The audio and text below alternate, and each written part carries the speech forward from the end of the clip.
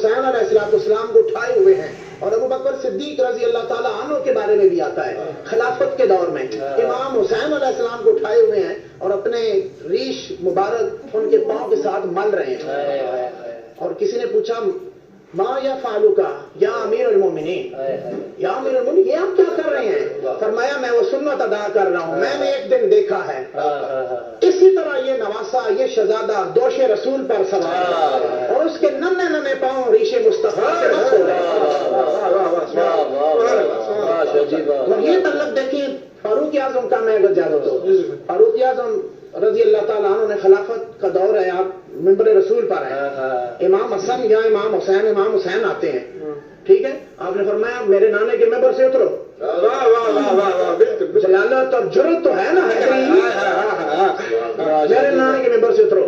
آپ اتر گئے، آپ نے نہیں کہا کہ کون لوتے ہو تم، آپ اتر گیا، بچہ وہ چھوٹا سا آپ نے کہا بالکل جناب آپ ٹھیک کہہ